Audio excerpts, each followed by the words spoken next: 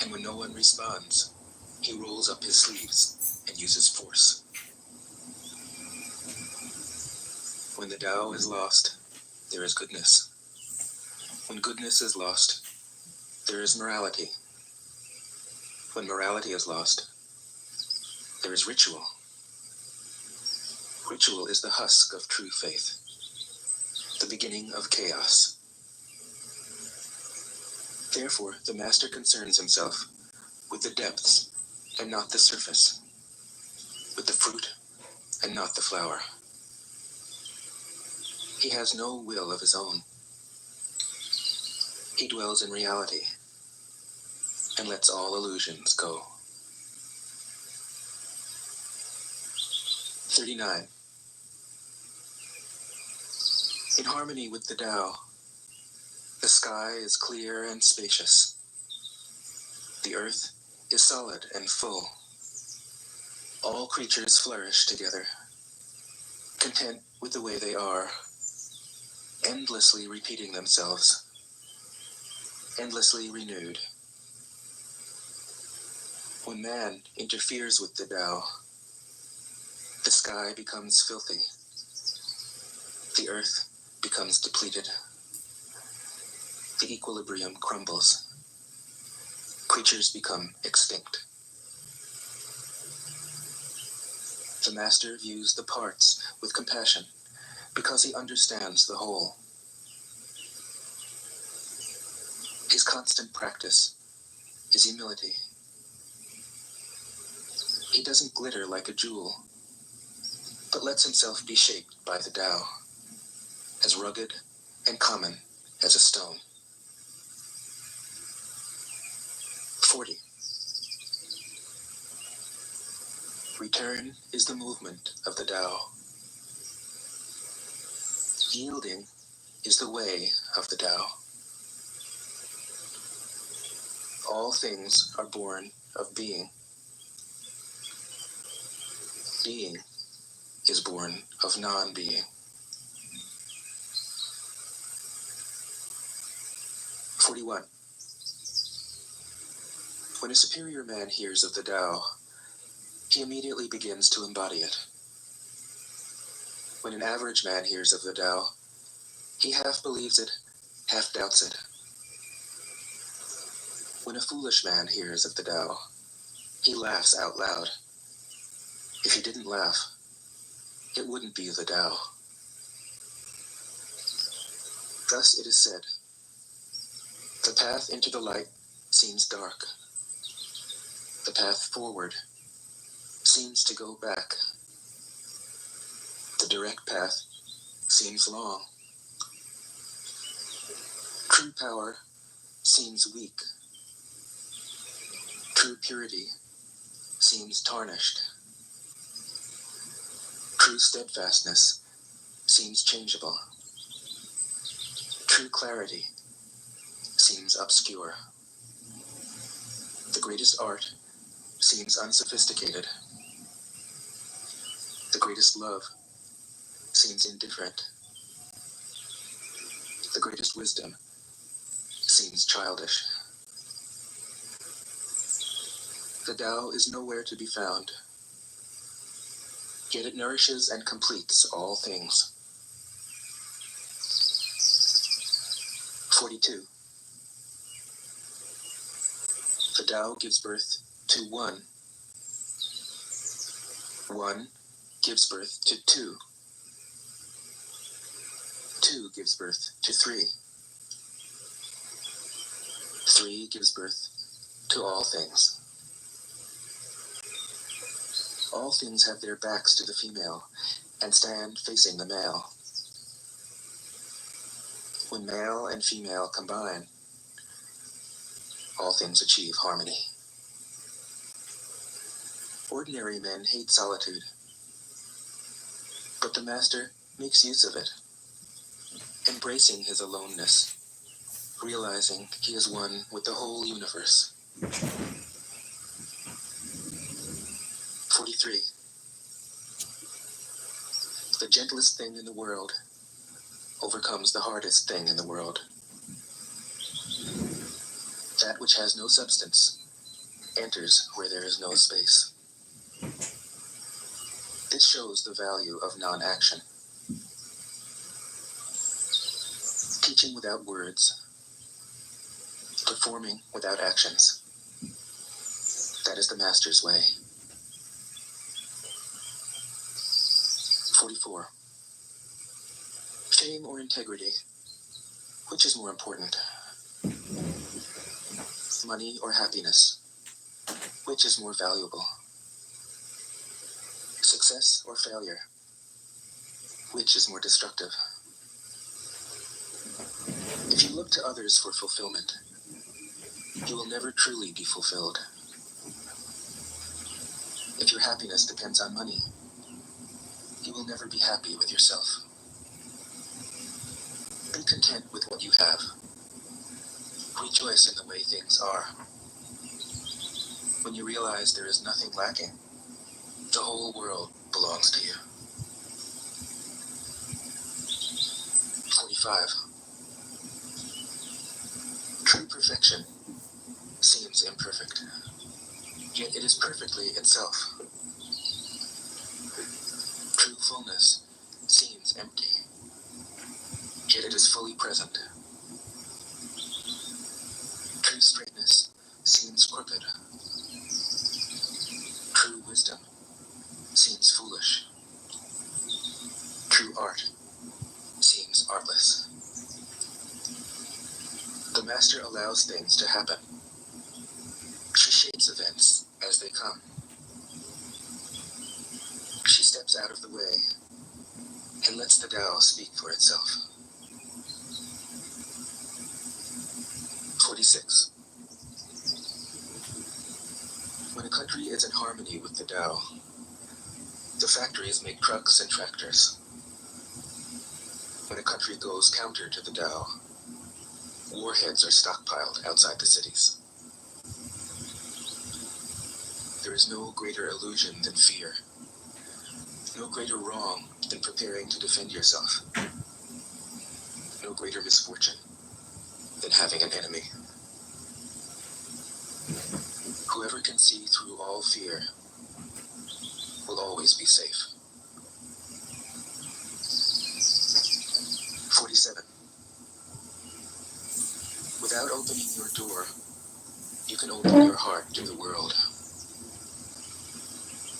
Without looking out your window, you can see the essence of the Tao. The more you know, the less you understand. The master arrives without leaving, sees the light without looking, achieves without doing a thing. 48. In the pursuit of knowledge, every day something is added. In the practice of the Tao, every day something is dropped. Less and less do you need to force things, until finally you arrive at non-action. When nothing is done, nothing is left undone. True mastery can be gained by letting things go their own way. It can't be gained by interfering. 49. The master has no mind of her own. She works with the mind of the people. She is good to people who are good. She's also good to people who aren't good. She trusts people who are trustworthy. She also trusts people who aren't trustworthy. This is true trust. The master's mind is like space. People don't understand her. They look to her and wait. She treats them like her own children. 50. The master gives himself up to whatever the moment brings. He knows that he is going to die, and he has nothing left to hold on to. No illusions in his mind, no resistances in his body. He doesn't think about his actions. They flow from the core of his being. He holds nothing back from life. Therefore, he is ready for death, as a man is ready for sleep after a good day's work. 51. Every being in the universe is an expression of the Tao. It springs into existence, unconscious, perfect, free, takes on a physical body, lets circumstances complete it. That is why every being spontaneously honors the Tao. The Tao gives birth to all beings, nourishes them, maintains them, cares for them, comforts them, protects them, takes them back to itself, creating without possessing, acting without expecting, guiding without interfering. That is why love of the Tao is in the very nature of things. 52. In the beginning was the Tao. All things issue from it. All things return to it. To find the origin, trace back the manifestations. When you recognize the children and find the mother, you will be free of sorrow. If you close your mind in judgments and traffic with desires, your heart will be troubled. If you keep your mind from judging and aren't led by the senses, your heart will find peace. Seeing into darkness is clarity. Knowing how to yield is strength. Use your own light and return to the source of light. This is called practicing eternity. 53. The great way is easy, yet people prefer the side paths. Be aware when things are out of balance. Stay centered within the Tao. When rich speculators prosper, while farmers lose their land. When government officials spend money on weapons instead of cures. When the upper class is extravagant and irresponsible, while the poor have nowhere to turn. All this is robbery and chaos. It is not in keeping with the Tao. 54. Whoever is planted in the Tao will not be rooted up. Whoever embraces the Tao will not slip away. Her name will be held in honor from generation to generation. Let the Tao be present in your life, and you will become genuine. Let it be present in your family, and your family will flourish. Let it be present in your country, and your country will be an example to all countries in the world. Let it be present in the universe, and the universe will sing. How do I know this is true? By looking inside myself. 55. He who is in harmony with the Tao is like a newborn child. Its bones are soft, its muscles are weak, but its grip is powerful. It doesn't know about the union of male and female, yet its penis can stand erect. So intense is its vital power. It can scream its head off all day, yet it never becomes hoarse. So complete is its harmony. The master's power is like this: concepts, and the world will govern itself. The more prohibitions you have, the less virtuous people will be. The more weapons you have, the less secure people will be. The more subsidies you have, the less self-reliant people will be. Therefore, the master says, I let go of the law, and people become honest. I let go of economics, and people become prosperous. I let go of religion, and people become serene. I let go of all desire for the common good, and the good becomes common as grass. 58. If a country is governed with tolerance, the people are comfortable and honest. If a country is governed with repression, the people are depressed and crafty. When the will to power is in charge, the higher the ideals, the lower the results. Try to make people happy, and you lay the groundwork for misery. Try to make people moral, and you lay the groundwork for vice. Thus the master is content to serve as an example, and not to impose her will. She is pointed, but doesn't pierce. Straightforward, but supple. Radiant, but easy on the eyes. 59.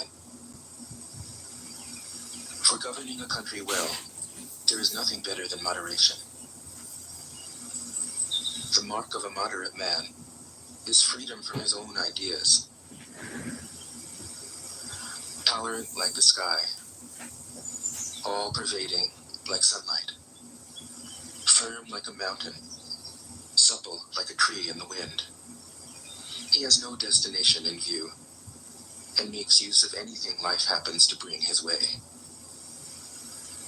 Nothing is impossible for him. Because he has let go, he can care for the people's welfare, as a mother cares for her child. 60. Governing a large country is like frying a small fish. You spoil it with too much poking. Center your country in the Tao, and evil will have no power. Not that it isn't there, but you'll be able to step out of its way. Give evil nothing to oppose, and it will disappear by itself. 61. When a country obtains great power, it becomes like the sea. All streams run downward into it.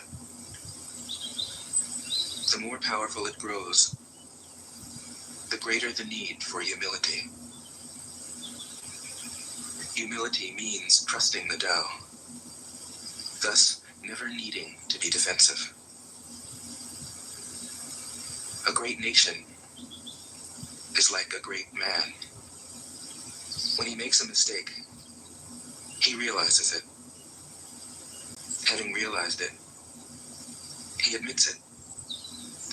Having admitted it, he corrects it. He considers those who point out his faults as his most benevolent teachers. He thinks of his enemy as the shadow that he himself casts. If a nation is centered in the Tao, if it nourishes its own people and doesn't meddle in the affairs of others, it will be a light to all nations in the world. 62. The Tao is the center of the universe, the good man's treasure, the bad man's refuge. Honors can be bought with fine words. Respect can be won with good deeds. But the Tao is beyond all value, and no one can achieve it. Thus, when a new leader is chosen, don't offer to help him with your wealth or your expertise. Offer instead to teach him about the Tao. Why did the ancient masters esteem the Tao? Because, being one with the Tao, when you seek, you find. And when you make a mistake, you are forgiven. That is why everybody loves it. 63. Act without doing. Work without effort. Think of the small as large, and the few as many. Confront the difficult while it is still easy. Accomplish the great task by a series of small acts. The master never reaches for the great. Thus she achieves greatness. When she runs into a difficulty, she stops and gives herself to it. She doesn't cling to her own comfort. Thus, problems are no problem for her. 64. What is rooted is easy to nourish. What is recent is easy to correct. What is brittle is easy to break. What is small is easy to scatter. Prevent trouble before it arises. Put things in order before they exist. The giant pine tree grows from a tiny sprout. The journey of 1,000 miles starts from beneath your feet. Rushing into action, you fail. Trying to grasp things, you lose them. Forcing a project to completion, you ruin what was almost ripe. Therefore, the master takes action by letting things take their course. He remains as calm at the end as at the beginning. He has nothing, thus has nothing to lose. What he desires is non-desire. What he learns is to unlearn. He simply reminds people of who they have always been. He cares about nothing but the Tao. Thus, he can care for all things. 65. The ancient masters didn't try to educate the people, but kindly taught them to not know. When they think that they know the answers, people are difficult to guide. When they know that they don't know, people can find their own way. If you want to learn how to govern, avoid being clever or rich. The simplest pattern is the clearest. Content with an ordinary life, you can show all people the way back to their own true nature.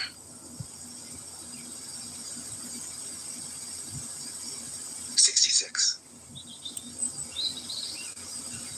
All streams flow to the sea because it is lower than they are.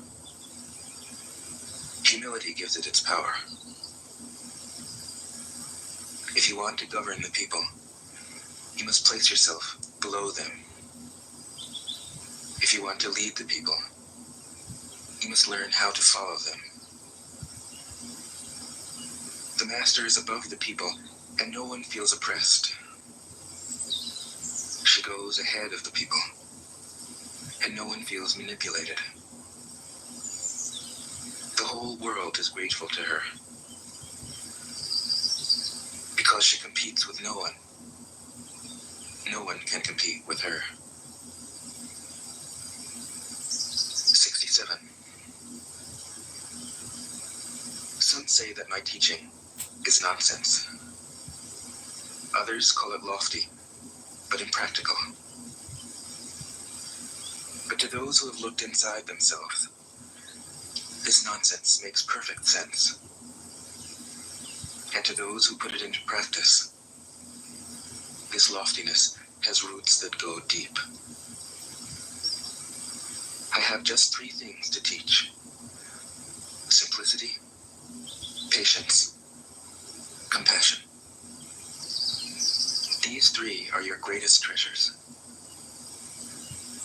Simple in actions and in thoughts, you return to the source of being. Patient with both friends and enemies, you accord with the way things are. Compassionate toward yourself, you reconcile all beings in the world. 68. The best athlete wants his opponent at his best. The best general enters the mind of his enemy. The best businessman serves the communal good. The best leader follows the will of the people. All of them embody the virtue of non-competition. Not that they don't love to compete, but they do it in the spirit of play. In this, they are like children, and in harmony with the Tao. 69. The generals have a saying: rather than make the first move, it is better to wait and see. Rather than advance an inch, it is better to retreat a yard. This is called going forward without advancing, pushing back without using weapons. There is no greater misfortune than underestimating your enemy. Underestimating your enemy means thinking that he is evil. Thus, you destroy your 3 treasures and become an enemy yourself. When 2 great forces oppose each other, the victory will go to the one that knows how to yield. 70. My teachings are easy to understand and easy to put into practice. Yet your intellect will never grasp them, and if you try to practice them, you'll fail. My teachings are older than the world. How can you grasp their meaning? If you want to know me, look inside your heart.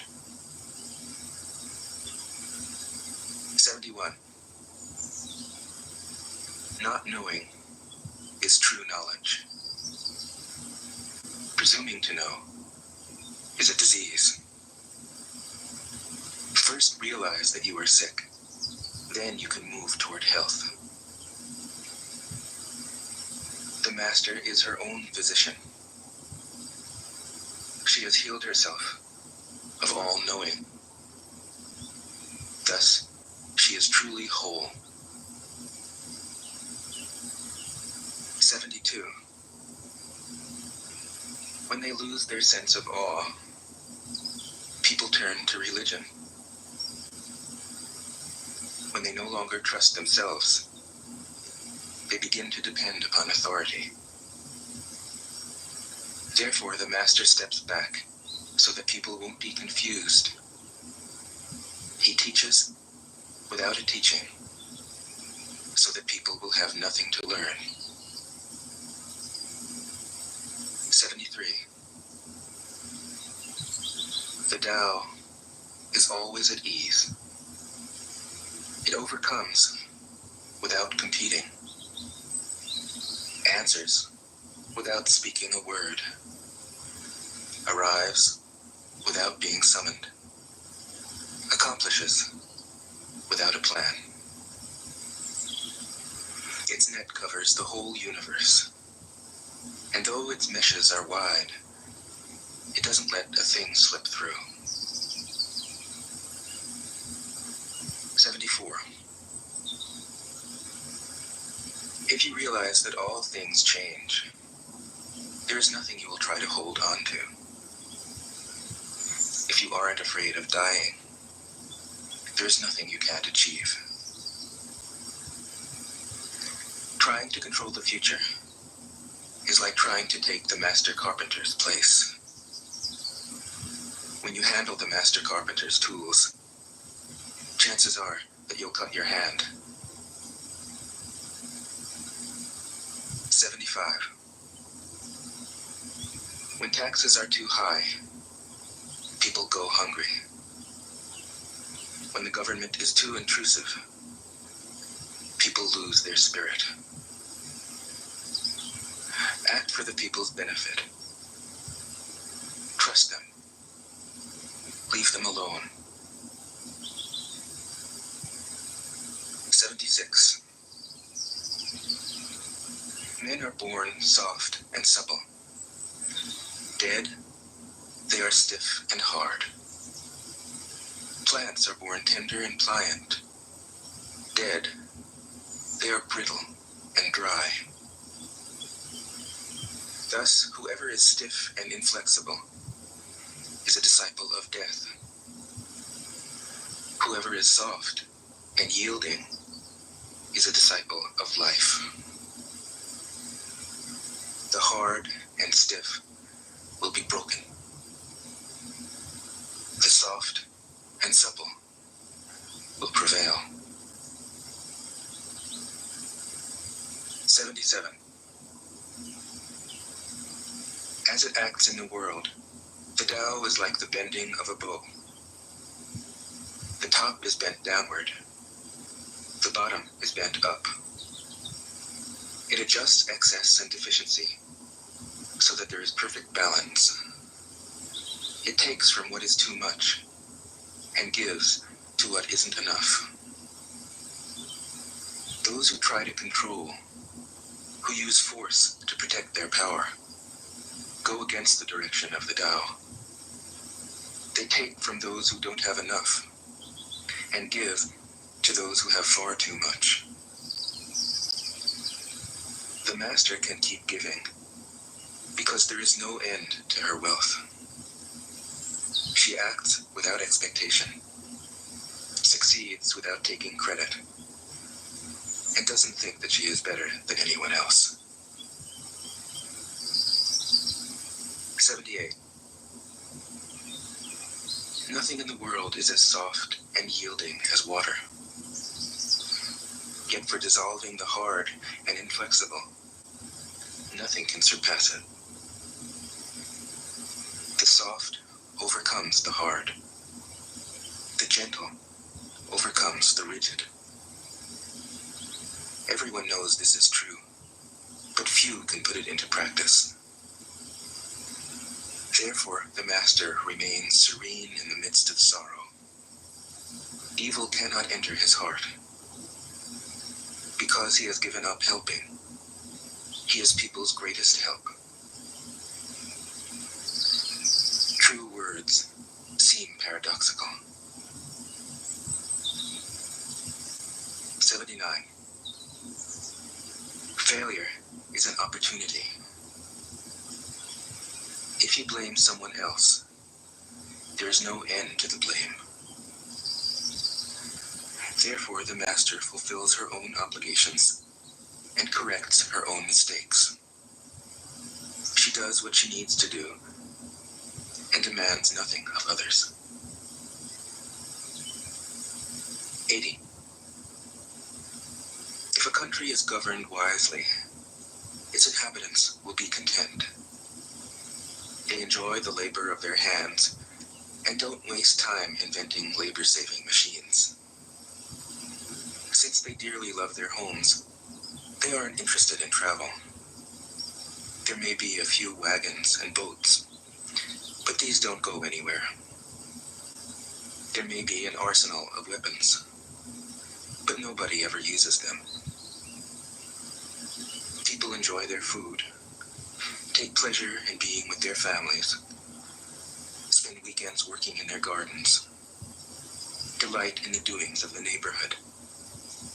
And even though the next country is so close that people can hear its roosters crowing and its dogs barking, they are content to die of old age without ever having gone to see it. 81. True words aren't eloquent. Eloquent words aren't true. Wise men don't need to prove their point. Men who need to prove their point aren't wise. The master has no possessions. The more he does for others, the happier he is. The more he gives to others, the wealthier he is. The Tao nourishes by not forcing. By not dominating, the master leads.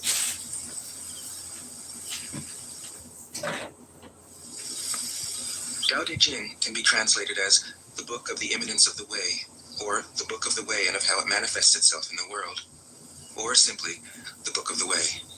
Since it is already well known by its Chinese title, I have let that stand. About Lao Tzu, its author, there's practically nothing to be said. He may have been an older contemporary of Confucius, 551 to 479 BCE. He may have held the position of archive keeper in one of the petty kingdoms of the time. But all the information that has come down to us is highly suspect. Even the meaning of his name is uncertain. The most likely interpretations, the old master, or more picturesquely, the old boy. Like an Iroquois woodsman, he left no traces. All he left us is his book, the classic manual on the art of living, written in a style of gem-like lucidity, radiant with humor and grace, and large-heartedness and deep wisdom, one of the wonders of the world. People usually think of Lao Tzu as a hermit, a dropout from society, dwelling serenely in some mountain hut, unvisited except perhaps by the occasional traveler arriving from a 60s joke to ask, what is the meaning of life? But it's clear from his teachings that he deeply cared about society, if society means the welfare of one's fellow human beings. His book is, among other things, a treatise on the art of government, whether of a country or of a child. The misperception may arise from his insistence on wei wu wei, literally, doing, not doing.